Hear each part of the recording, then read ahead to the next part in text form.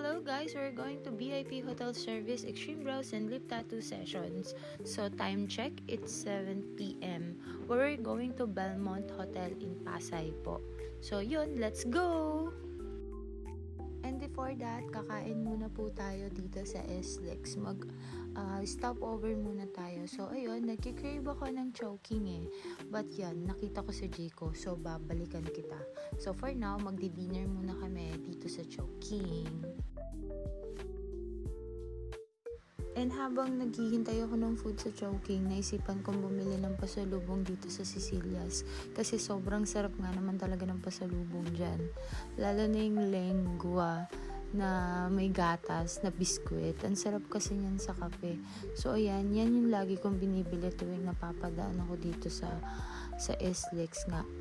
And ayun, chinecheck ko siya kung okay naman at hindi siya putol-putol kasi mas maganda yung buo-buo siya. And then ayun, naisipan ko na rin na bilan ko na rin ng pasalubong yung client ko kasi pupunta na siya sa ibang bansa. So para may snack siya sa plane.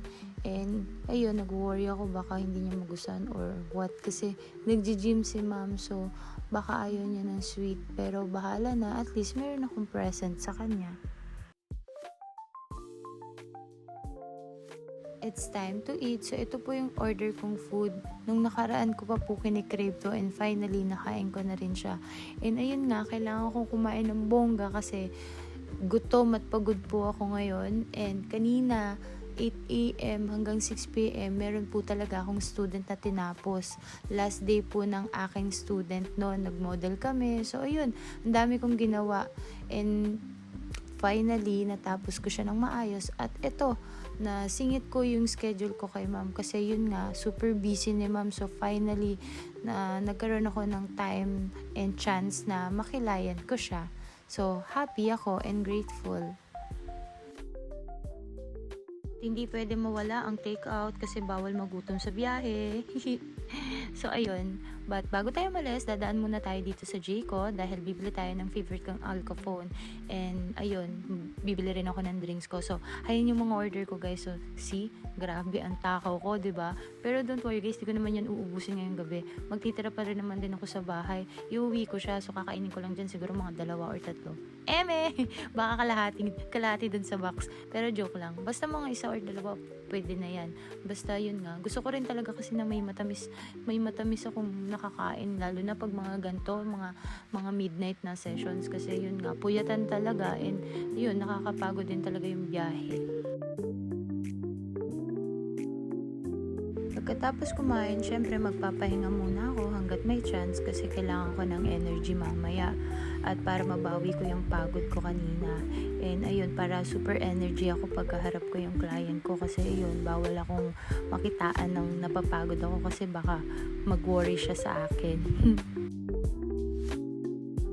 Finally, nakadating na rin po kami ng safe and ayun, happy ako kasi may tumulong sa amin na magbitbit ng mga gamit namin. And ayun, buti na lang napakabait ng mga tao dito and hindi ko na kailangan magbuhat ng ganyan karaming bitbitin. So, ayun, let's go. Kinakabahan ako pero happy. Siyempre, bibigyan natin sila ng tip, alam mo na. So, ayun, eto na, get ready na. And yan, nabigay ko na rin sa wakas yung pasalubong ko kay ma'am. And yun, buti na gustuhan niya and isi-share niya rin daw yun sa husband niya. So, let's go! And yan, natapos na kami sa Extreme Brows and Lip Tattoo. So, super happy si ma'am kasi hindi naman ganun namaga yung lips niya, nagpauti-pauti lang. And yan, super aura si ma'am kasi feel niya yung mga nagawa ko sa kanya. And yun, thank God that she loves it.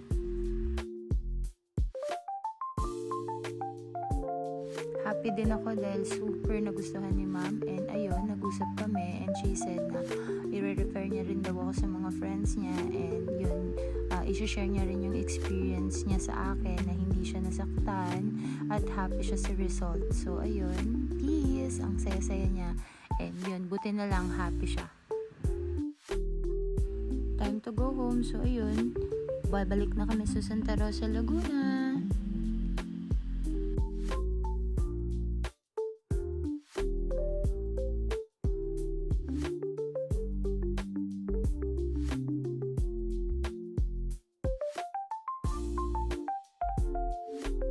Pagdating ko dito sa lobby, nakita ko yung mga art nila. Ang gaganda, grabe. Sobrang creative naman ng mga nakalagay dito. So, ayun, nagustuhan ko siya. Sana may makita akong ganyan sa mga mall para mabili ko siya, malagay ko sa clinic ko. And ayan, nakakita rin ako ng mga ganito. So, ang ganda-ganda lang. Ang ganda niya. Kaso maharlika. Ang bait ni kuya, hanggang dito tinulungan kaming magligpit ng mga gamit namin. So ayun, happy kasi hindi ganun kapagod.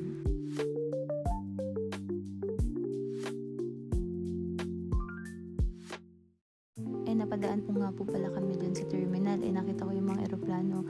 And wish ko na balang araw may experience ko rin yung makasakay dyan. Tapos pupunta sa ibang bansa. Tapos magkikilay ako dun. And yun, pangarap ko talaga yun na may experience ko. Gusto ko makapunta ng Japan and Korea. Kasi may mga clients din ako na nakakausap dun na gusto nila maayusan ko dun and maturuan din. Pero yun nga, sa ngayon, dito muna ako.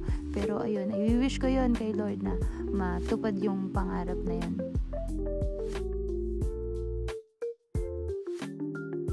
Dito na po pala kami sa Skyway and ayun, happy ako kasi successful yung session namin. And ang talagang i-aabil talaga ni ma'am is extreme brows lang talaga kasi yung husband niya hindi talaga pumayag. Pero ayun, buti na convince ko si ma'am na magpa-lip tattoo siya kasi hindi naman talaga mamamaga yung session namin. Pouty lang. Maaari kasing sa ibang artist namamaga or nasasaktan. Pero iba-iba pa rin po talaga kasi yung mga artist eh. May mga kanya-kanya kaming technique. So, yun, by the way, basta importante sa akin, hindi masaktan masyado yung client ko, komportable siya, at hanggat maaari, yung nakakatulog yung client ko, and yun ang importante sa akin. At hindi lang yun, binigyan din ako ng client ko ng tip, kasi nagustuhan niya yung ginawa ko, and yun, sobrang saya lang, kasi syempre, okay lang naman sa akin kahit walang tip, meron o wala, happy ako kasi syempre binabayaran naman nila ako ng tama. Pero syempre yun nga, masarap pa rin nakakatanggap ng tip, mga ganyan, masaya lang. And thank you nga pala sa nag-watch ng video na to hanggang sa dulo, and sa mga nanonood din na artist na katulad ko, huwag kayong mag-hesitate na itry din na mag-home service. Go nyo lang yan. Sayang din kasi yung kikitain. So, ayun lang. Salamat. Please follow me in my Facebook account. Salamat po.